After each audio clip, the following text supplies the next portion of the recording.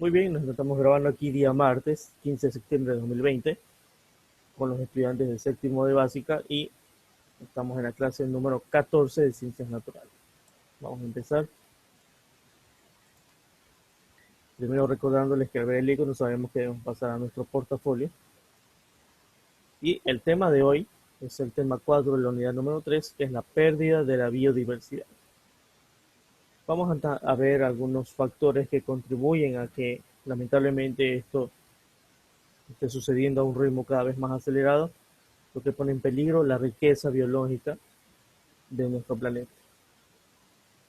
Como vemos aquí, la biodiversidad siempre se ha visto afectada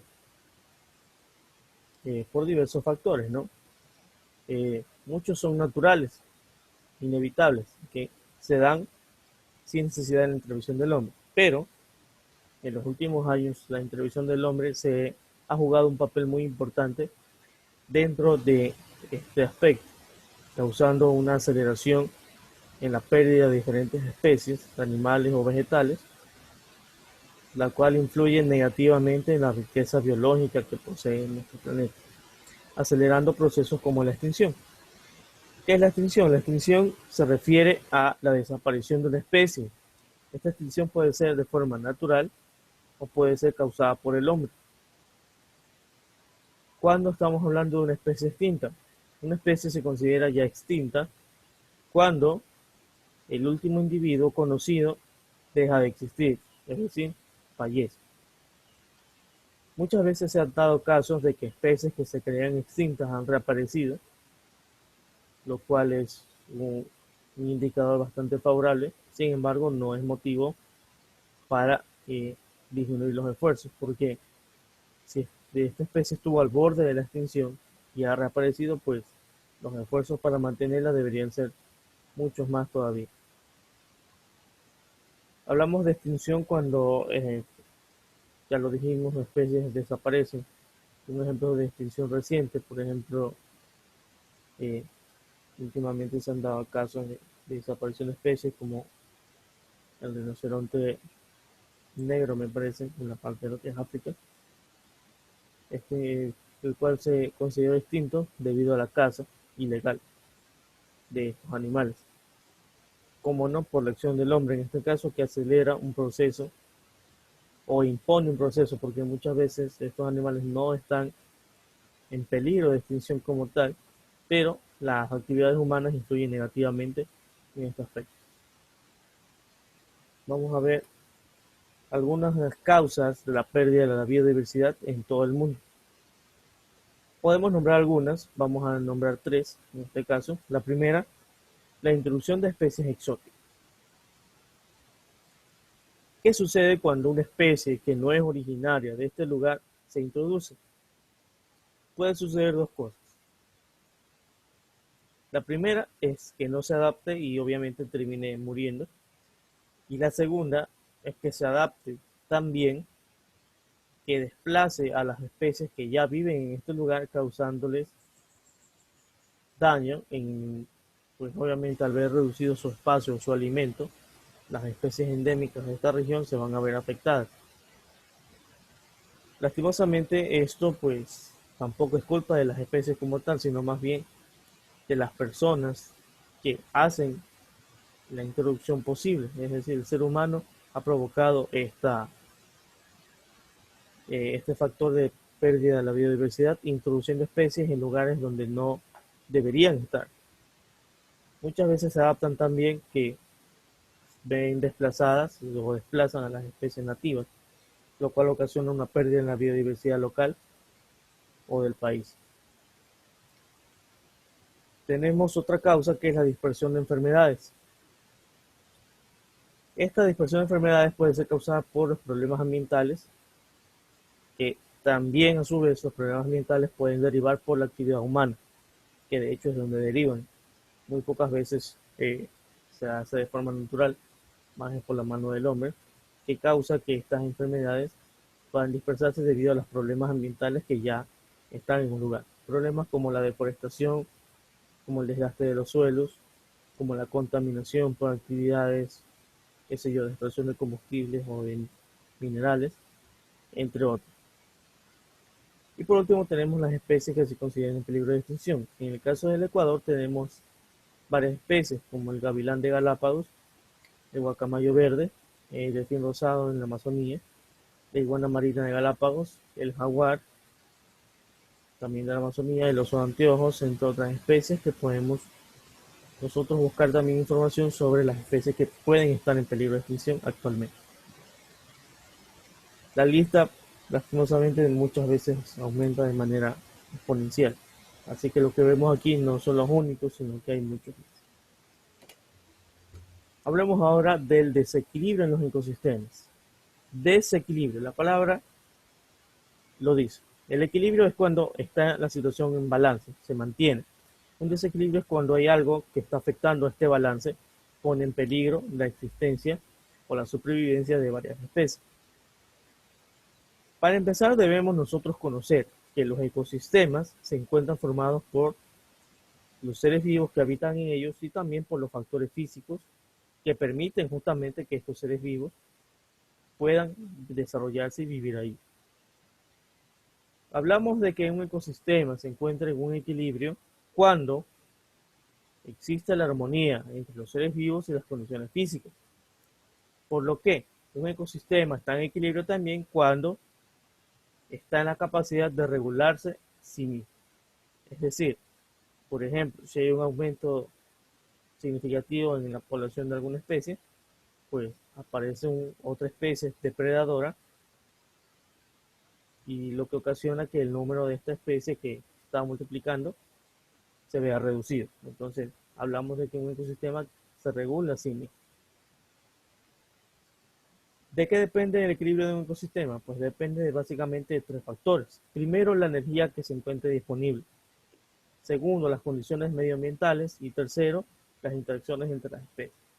La energía disponible hace referencia tanto a los medios físicos o factores abióticos, como también al proceso o al ciclo de la energía desarrollada por los organismos que se encuentran en el ecosistema. Es decir, debe haber la energía suficiente para sostener a todas las especies que están presentes en un ecosistema X y que puedan desarrollarse de manera adecuada. Segundo, las condiciones medioambientales deben ser adecuadas para que estas especies puedan desarrollarse y puedan procrear a lo largo del tiempo, perpetuando de esa forma su especie, en pocas palabras. Por último, tenemos las interacciones que se dan entre las especies, relaciones de entre, qué sé yo, competencia, depredación, mutualismo, simbiosis, entre todas ellas, que son interacciones que se dan entre las especies que permiten la subsistencia de todas en un completo equilibrio. Cuando esto se ve afectado, ya estamos hablando de un desequilibrio en los ecosistemas. ¿Y cuáles son las causas del desequilibrio en los ecosistemas? Pues puede darse principalmente por dos grandes causas. Primero, los factores naturales, que son factores obviamente de la naturaleza, el ser humano no tiene nada que ver aquí. Y por otro lado tenemos los factores antrópicos, que en este caso sí derivan de la actividad humana de forma directa o indirecta. Vamos a ver primero los factores naturales. Los factores naturales, pues ya sabemos que son aquellos de la naturaleza donde no existe la intervención humana. Y podemos nombrar tres en este caso. Podemos nombrar las inundaciones, las erupciones volcánicas y las avalanchas. ¿Qué son inundaciones? Pues bueno, la inundación es el aumento de la cantidad de agua en un lugar determinado, que es causada por presencia de lluvias en exceso. Sabemos que el agua es un líquido vital, pero en exceso también es perjudicial para las especies que viven en determinado lugar. En el caso de las plantas, en demasiada agua, pues terminan por ahogarse, terminan muriendo. Lo mismo otros animales, especialmente animales bastante pequeños que no pueden tal vez ponerse a salvo a tiempo y terminan muriendo. ¿Qué pasa si las plantas mueren? Pues si las plantas mueren, recordemos que las plantas son los productores, son la base de la cadena trófica. Si las plantas mueren, los consumidores primarios, que son los herbívoros, se quedan sin alimento. Si estos consumidores primarios o herbívoros se quedan sin alimento, pues van a terminar muriendo también por hambre y dejando sin alimento a los consumidores secundarios que se alimentan de ellos, por ende afectando toda la cadena trófica. Podemos nombrar también a las erupciones volcánicas. ¿Qué pasa con las erupciones volcánicas? Pues bueno, los productos que expulsa el volcán, lava, gases, ceniza, entre otros, van acabando o van afectando todas las formas de vida a su paso, especialmente la lava. Muchas comunidades, muchos ecosistemas cerca de los volcanes se han visto afectados en casos de erupción por este mismo motivo. Y las avalanchas, que consisten en algún deslizamiento, ya sea de tierra, nieve o hielo. ¿Y qué causa estas avalanchas? ¿O qué provoca? Provoca que los nutrientes del suelo se ven afectados, además de que produce el ocupamiento de extensiones que han sido habitadas por seres vivos o podrían ser habitadas por otros seres vivos, lo que ocasiona muchas veces pérdida del hábitat, migraciones y también la muerte de especies que viven allí. Hablemos ahora de los factores antrópicos, que son los factores causados por la actividad humana. Podemos nombrar algunos, en este caso vamos a nombrar 4, que es el derrame de petróleo, la eutrofización, la tala de los bosques y la explotación de las minas. Hablemos del primero, derrame de petróleo. ¿Qué es un derrame de petróleo? Pues no hay mucho que explicar aquí. Es cuando el petróleo sale de su contenedor y contamina el ambiente, ya sea en el agua o en la tierra. Y pues el petróleo, a pesar de ser extraído de la superficie, bueno, de la tierra, es altamente contaminante. Y pues bueno, ya hemos tenido varias experiencias con esta actividad que ha afectado la biodiversidad del lugar donde suceden este tipo de desastres. Actualmente se encuentra trabajando en una forma más efectiva de poder limpiar este tipo de desastres, porque como ya hemos visto, el petróleo pues es altamente contaminante y además deja residuos que pueden dañar no solamente a las especies sino al suelo, ocasionando daños a largo plazo. Segundo factor, tenemos la eutrofización. ¿Qué es la eutrofización? Consiste en la acumulación de nitrógeno en el agua por el uso de pesticidas. Los pesticidas, si bien es cierto, muchas veces ayudan a la agricultura, pero la mayoría de ellos generan efectos colaterales como la contaminación de los cuerpos de agua. En este caso, el nitrógeno acumulado es aprovechado por organismos como las algas, que ven proliferada su crecimiento. ¿Qué pasa con el crecimiento excesivo de las algas? Pues que bloquean la entrada de luz solar, impidiendo tal vez el desarrollo de otros organismos que se encuentran bajo el agua y que dependen de la llegada de la luz solar, como las plantas acuáticas, o también microorganismos, que son muy importantes en la cadena trófica de medios acuáticos. Tenemos también la tala de los bosques, por motivos de la industria, más que nada, la industria maderera, y es responsable también de la destrucción de los bosques tropicales debido a esta cuestión, además de la acumulación del CO2 en la atmósfera terrestre. Y finalmente podemos nombrar la explotación de las minas, las cuales causan destrucción de muchos hábitats, la acumulación de metales pesados en depósitos acuíferos, y justamente esto causa que los animales o los seres humanos que tengan acceso a estos cuerpos de agua puedan verse contaminados, causando graves desastres ambientales.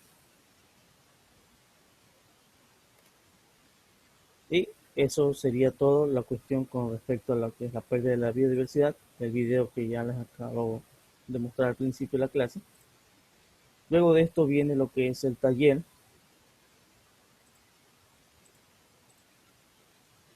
que consiste en 7 preguntas, cuyas respuestas se encuentran en lo que es el contenido de la clase, que ustedes ya lo tienen.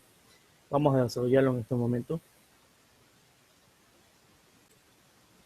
Muy bien, aquí tenemos ya desarrollado el taller número 7, perdón, número 21, con 7 preguntas, cuyas respuestas han sido extraídas dentro del material de la clase. Entonces nos quedamos aquí finalizando nuestro taller y nos vamos despidiendo de esta grabación y recordándoles que nos veremos en una nueva ocasión con un tema diferente de la asignatura.